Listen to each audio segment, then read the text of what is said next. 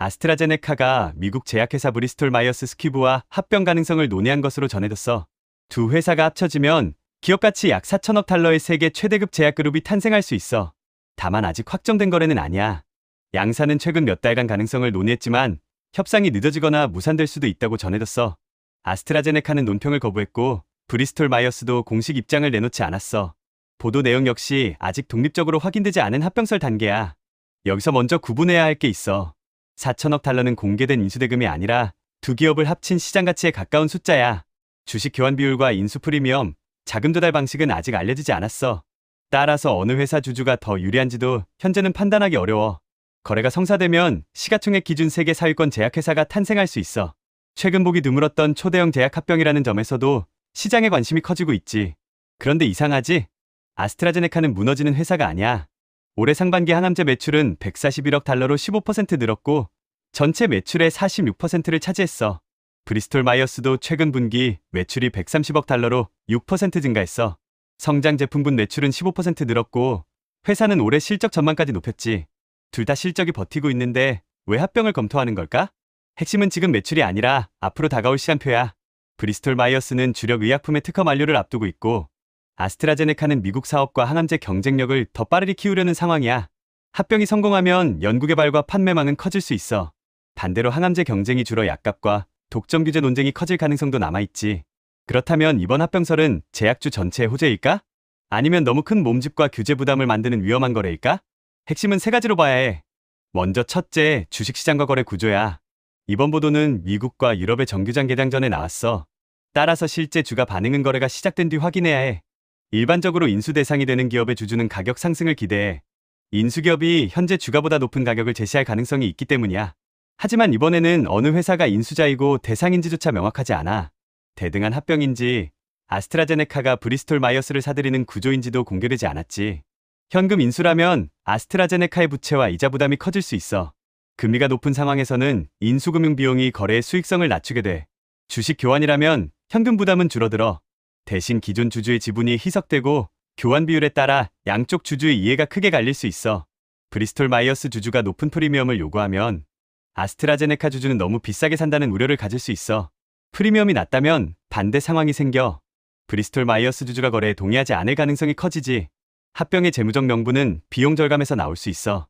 중복된 영업조직과 연구시설, 관리비를 줄이면 합산 이익은 늘어날 수 있거든. 하지만 현재는 예상 절감액도 공개되지 않았어. 비용을 얼마나 줄이고 그 과정에 구조조정 비용이 얼마나 발생할지도 알 수 없는 상태야.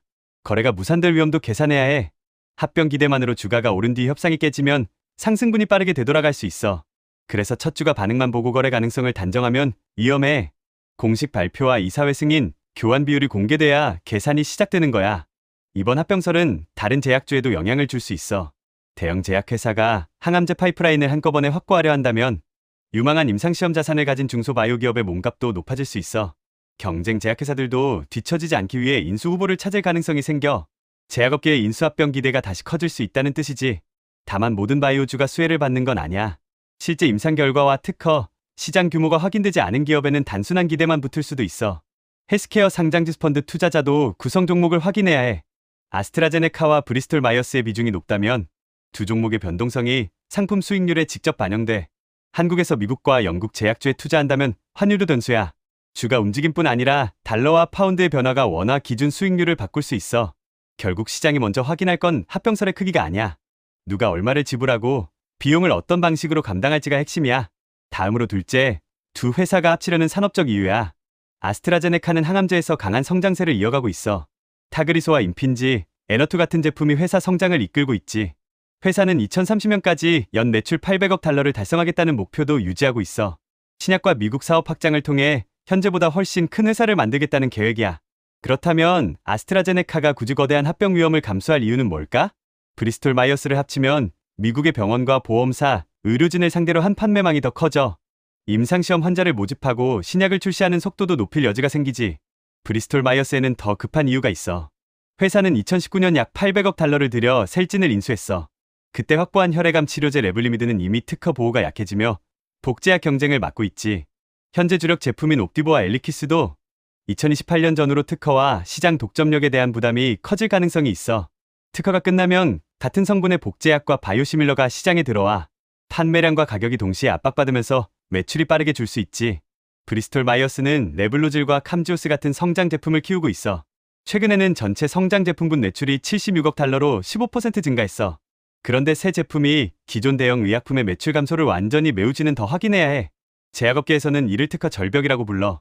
아스트라제네카와의 결합은 브리스톨 마이어스가 시간을 사는 방법이 될 수 있어.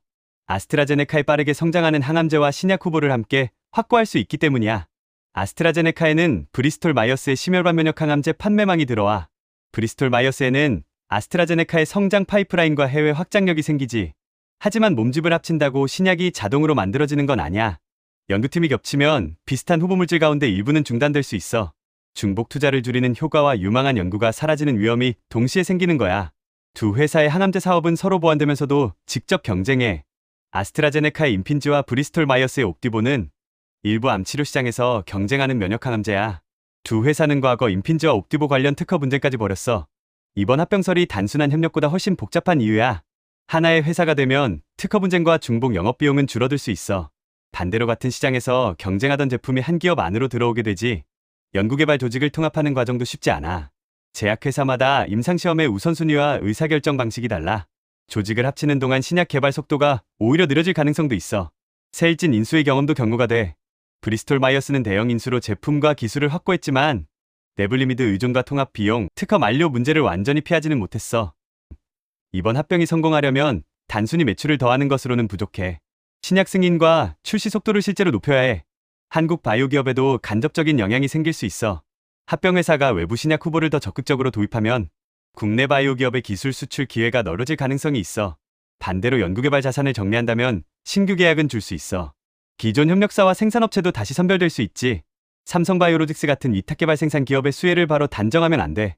합병 이후 생산을 내부화할지 외주를 늘릴지 아직 공개된 내용이 없기 때문이야. 국내 투자자가 확인할 건 합병설 자체가 아니야. 신약 자산 매각과 기술 도입, 생산 계약이 실제로 발표되는지를 봐야 해.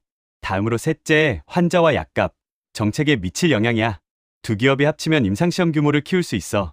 더 많은 국가에서 환자를 모집하고 신약을 빠르게 출시할 여지가 생겨. 영업망과 생산시설을 공유하면 비용을 낮출 가능성도 있어. 의약품 공급이 안정되고 접근성이 높아질 수 있는 부분이지. 하지만 비용이 줄었다고 약값이 자동으로 내려가는 건 아니야. 합병회사의 시장 지배력이 커지면 병원과 보험사를 상대로 더 강한 가격 협상력을 가질 수도 있어. 특히 두 회사가 경쟁하던 항암제 시장에서는 선택지가 줄 수 있어. 규제 당국이 가장 민감하게 볼 부분이야. 두 회사 항암제 사업의 중복 때문에 독점 규제 심사가 중요한 변수가 될 가능성이 커. 미국과 영국, 유럽연합은 경쟁이 줄어드는 치료 분야를 따져보게 돼. 일부 제품이나 신약 후보를 다른 회사에 매각하라는 조건을 붙일 수도 있어. 조건이 너무 강하면 합병의 매력도는 낮아져. 핵심 제품을 팔아야 한다면 기대했던 매출과 비용 절감 효과가 줄기 때문이야. 심사가 길어질 가능성도 있어. 대형 제약 합병이 최근 드물었던 배경에도 독점 우려와 약값 압박이 있었어. 정치적 변수도 남아있어. 아스트라제네카는 런던 상장을 유지하면서 미국에 직접 상장하는 계획을 추진해왔어. 여기에 미국 회사와 초대형 합병까지 더해지면 영국에서는 핵심 기업의 중심이 미국으로 옮겨가는 것 아니냐는 우려가 커질 수 있어. 미국에서는 다른 문제가 부각될 수 있어. 의약품 가격을 낮추려는 정책과 제약산업의 대형화가 충돌할 가능성이 있지. 환자 입장에서는 한쪽 방향으로만 해석하기 어려워. 연구비와 임상시험 능력이 커지면 더 좋은 치료제가 나올 수 있어. 반대로 중복된 연구가 정리되면서 개발 선택지가 줄 수도 있지. 합병 이후 어떤 신약 후보가 유지되고 중단되는지를 봐야 해. 기업의 비용 절감이 환자의 치료 기회 감소로 이어지지 않는지가 중요해. 특허 만료도 함께 봐야 해. 브리스톨 마이어스의 주요 약에 복제약이 들어오면 약값은 내려갈 수 있어. 그러나 합병회사가 새로운 특허와 복합치료 전략으로 방어에 나설 가능성도 있어. 한국의 바이오시밀러와 복제약 기업에는 기회가 될 수 있어. 다만 특허 소송과 허가, 생산 능력을 통과한 기업만 실제 매출을 얻을 수 있지. 그래서 결론은 이거야. 아스트라제네카와 브리스톨 마이어스의 합병설은 4천억 달러짜리 거래가 확정됐다는 뉴스가 아니야. 현재 확인된 건 두 회사가 결합 가능성을 논의했다는 보도뿐이야. 거래 가격과 방식, 일정은 아직 공개되지 않았어. 합병의 논리는 비교적 분명해. 아스트라제네카는 미국 사업과 항암제 규모를 빠르게 키울 수 있어. 브리스톨 마이어스는 특허 절벽을 넘을 성장 파이프라인과 시간을 확보할 수 있지. 하지만 더 큰 회사가 된다고 더 좋은 투자가 되는 건 아니야. 인수 프리미엄과 금융비용, 조직 통합과 독점 규제 비용을 넘어 새로운 신약 매출과 현금을 만들어야 거래가 성공해. 투자자는 첫 주가 반응보다 공식 조건을 먼저 확인해야 해. 교환 비율과 인수 프리미엄, 현금 주식 지급 방식이 핵심이야. 독점 규제 당국이 어떤 항암제 자산의 매각을 요구하는지도 중요해. 브리스톨 마이어스의 특허 만료 매출을 제품이 얼마나 빠르게 대체하는지도 봐야 하지. 이번 합병설이 제약업계 전체 인수전으로 번지는지도 확인해야 해. 유망한 항암제와 희귀질환 자산의 몸값이 다시 높아질 수 있기 때문이야. 합병의 진짜 승자는 가장 큰 제약회사가 아니야. 합친 연구비와 판매망을 승인된 신약과 반복적인 현금으로 바꾸는 회사가 될 거야. 오늘의 돈의 시그널은 여기까지야. 다음 신호에서 다시 만나.